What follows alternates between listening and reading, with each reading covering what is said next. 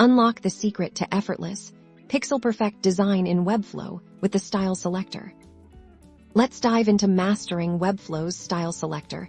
This is your primary tool for controlling how every single element on your website looks and behaves when you select an element.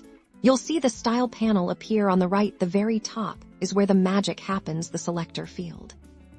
The first step is creating a class. Think of a class as a reusable style label. Click the plus icon to create a new class.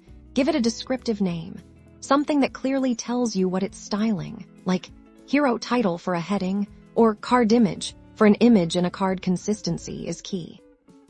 Once you've named your class, any styles you apply will be attached to it. Change the font, the color, the spacing, a circumflex euros, whatever you need. And the beauty is, any other element you assign this same class to will instantly inherit these styles, saving you immense time.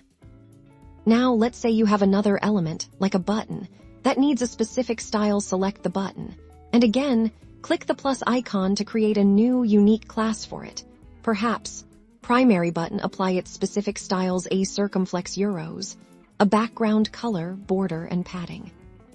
See, now if you want this same button style on another button elsewhere in your design, simply select that second button, click the plus icon, and start typing the name of your existing class.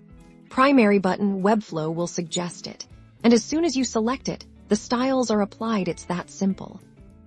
To manage your classes, click the small gear icon next to any class name here. You can rename it, delete it, or even find all other elements on your page that are using that specific class. This helps keep your project organized and your styling consistent.